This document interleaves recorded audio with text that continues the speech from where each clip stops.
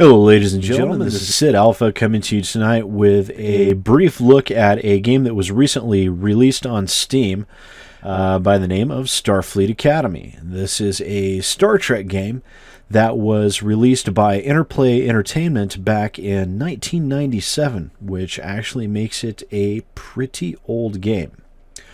Now, those of you unfamiliar with this genre of games, Starfleet Academy and several other games back in this time period, such as several Wing Commander games and others like that, they initiated a concept that was very new at the time, and it utilized full motion video capture.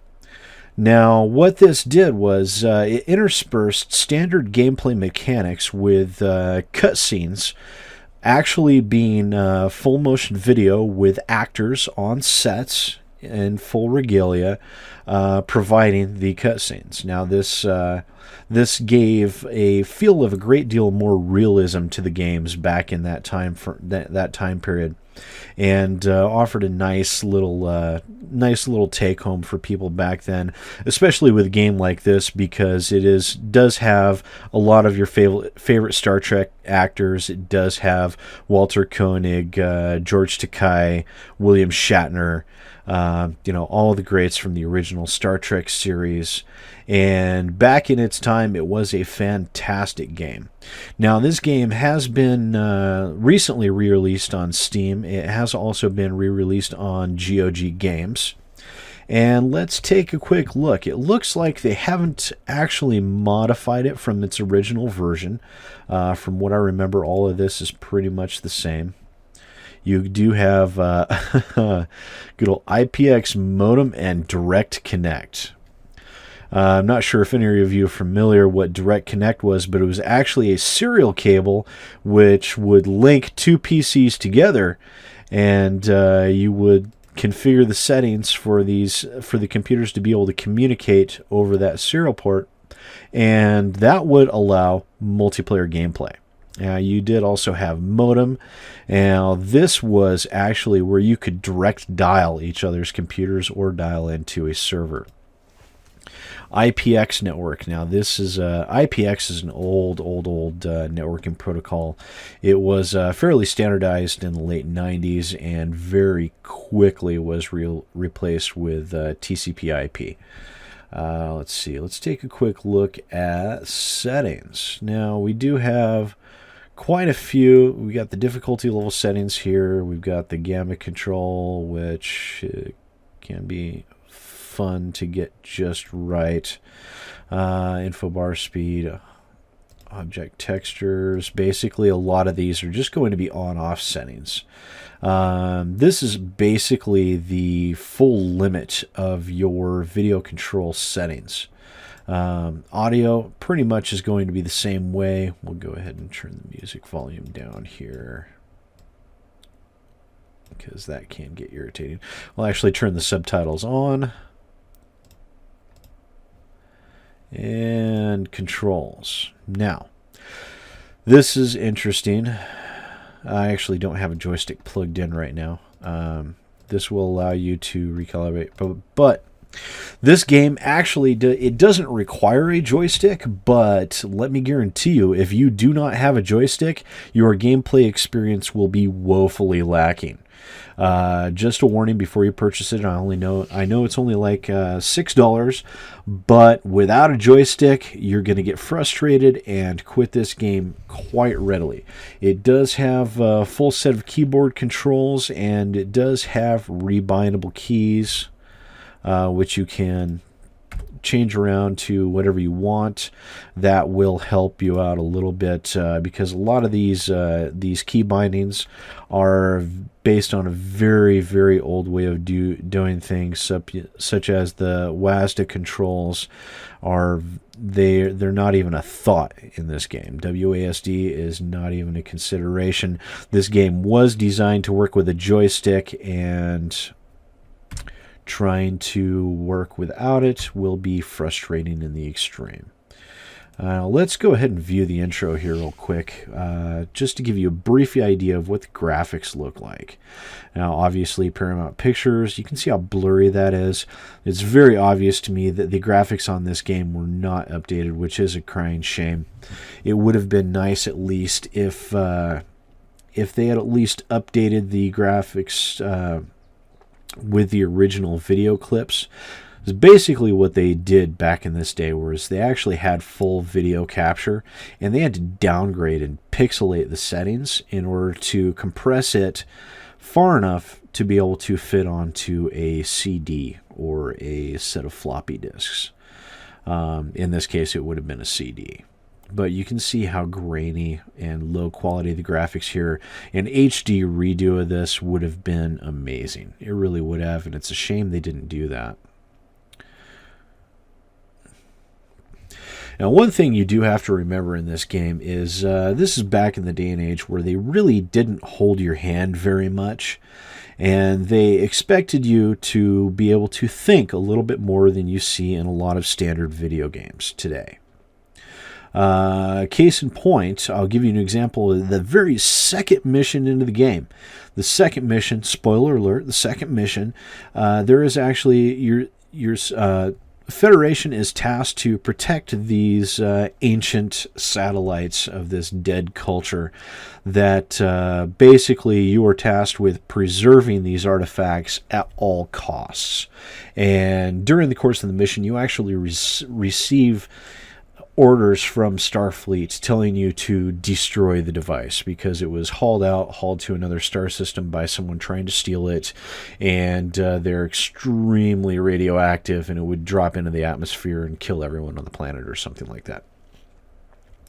Now, if you followed orders, you're actually chastised for not thinking. You're actually directly chastised for not thinking for yourself.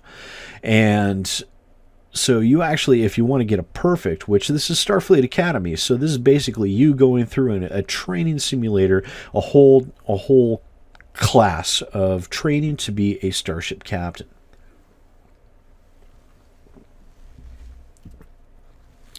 And so you would actually have to go back through and replay it if you wanted to not get chastised or downgraded for not thinking for yourself and disregarding Starfleet's fallacious orders to destroy the object and follow your original parameters, which would be to protect it at all cost. So what we're going to do here is you can obviously see what the cutscene footage is like. We're now going to cut through all this kind of. I don't want to give too much away, but as you can see, there's William Shatner and George Takei. And yeah, you can see how grainy this footage used to be back in the day. But what we're going to do is we're going to stop this for a moment. We're going to fast forward a little bit into a little bit more meat into the game. So bear with me for just a second. Okay, so here we are jumping in a few missions into the game. And this one is actually going to be a pretty good fight with the Klingons. You can see this is how your missions start off every time, with you sitting right in front of a starbase. And this is where you get your initial mission parameters. Now, being as I know this is basically going to be a fight, mostly what I'm going to be doing here is pretty much I'm going to be readjusting some of the settings. Basically, I want my repair teams focusing, being this is going to be straight up fight, we're not going to need tractor beams or things like that. So we're going to want to concentrate repair crews where they're going to be needed the most. So that basically means reallocating, taking them all off tractor beam, things like that. We want shields and weapons to be the highest priority for repair. Let's see.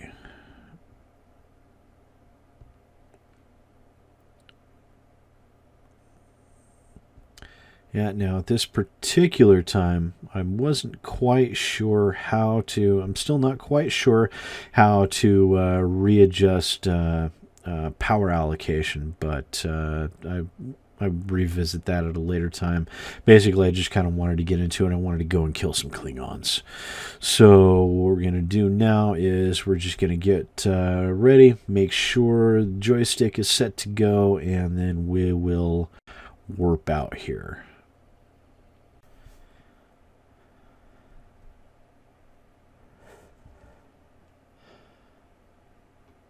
Now, one thing you do have to remember about this game is it does hold your hand a little bit during the early missions, but that only goes so far. Now, here we have your science officer giving you a idea of how to find the Romulan cloaked vessel, but even some of this is a bit hard to handle, because if you're not paying attention, basically what's supposed to happen is once you find the Romulan vessel, you're supposed to receive a command from your navigations officer stating course laid in. Now, myself, on my first playthrough, I did not hear this command, and it actually took me a half hour of frustration trying to find the right key commands and even trying to plot my own warp course to try and discover this Romulan vessel before it jumped out of the system, before I caught on to the fact that basically you let it play out until you get the signature and he actually states course laid in. Then I was able to jump closer to the planet I needed to jump to, and I immediately jumped for it because I was frustrated as hell. And shortly soon after, see what happens is basically an in-system warp jump, which takes us closer to that planet. There's an unknown ship floating around there. Their IFF is shown as blue. Can't really get any information from them. And we are getting readings that the Romulan vessel is somewhere nearby. I just did a quick check-in with one of the ships there. They always give you the same response every time you hail them. What do you expect? I mean, the game is over 20 years old. The game is actually legally old enough to go out and buy a drink all on its own. So try and bear that in mind a little bit. So here we are heading forward, and we're trying to find this Romulan vessel, heading ever closer towards the planet, and basically it should decloak at any moment. There it is. Hello, Romulan Warbird. So we turn on it immediately, go to red alert, and start firing, and it jumps away. But not without leaving two Klingon D7 cruisers behind, which even one of these vessels would be more than a match for a Miranda-class starship, which is what we're on now. Actually, no, we're not flying a Miranda-class starship in this mission. What am I thinking? No, we are on a Constitution class. The Klingon D7 actually is slightly more powerful, but we do have two other ships backing us up. Granted, the AI in this game is extremely simplistic and not very adaptive. Otherwise, well, if it were capable of being adaptive, we'd probably get our butts kicked, let's be honest. Even with the joystick controls, the game is a little wonky to play. Basically, the main enjoyment... here actually, yeah, because you can get rid of the cockpit. I will touch on that briefly. This actually offers you more information than when you're sitting there in the captain's chair. It's a little bit less immersive, but more detailed. It'll actually let you know what areas of the enemy ship are getting damaged, and it will also tell you what your shield status is and all sorts of other useful information. This layout is actually much more useful to you than the standard in the captain's chair view. And pretty much this is the view that I prefer while in mission. It gives you a wider field of view and a better ability of targeting enemy ships, which you do spend a lot of time doing in this game. This is full-on a space-based flight simulator where they do try and capture that not all missions are combat related, but let's face it, most missions are going to be combat related, and a lot of them are very stereotypical of this nature. You have multiple ships that you're having to fend off. Apparently ramming them seems to be a pretty good tactic. I tend to do that quite a bit. Not necessarily on purpose, more because I'm really sucking at the controls of the current system. It's not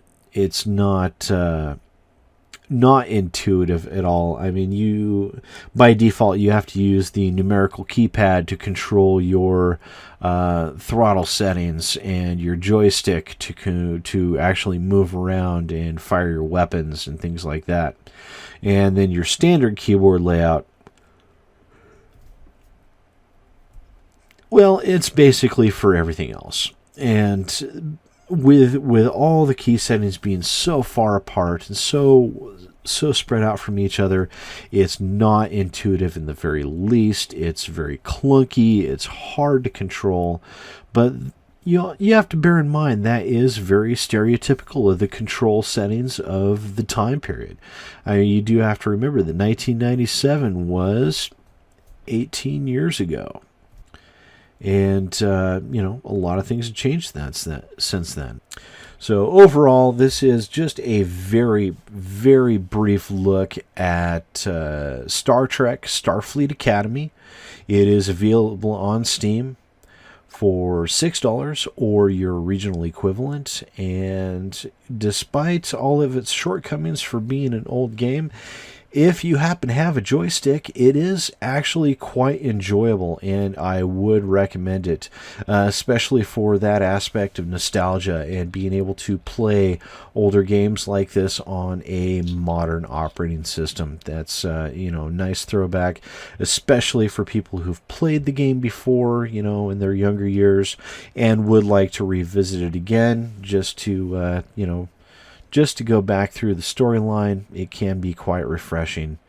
But in the meantime, this has been Sid Alpha, and I hope you enjoyed this review. If so, please feel free to like, favorite, subscribe, do all that fancy clicking to help spread the word that I'm around. And yeah, I hope to see you next time.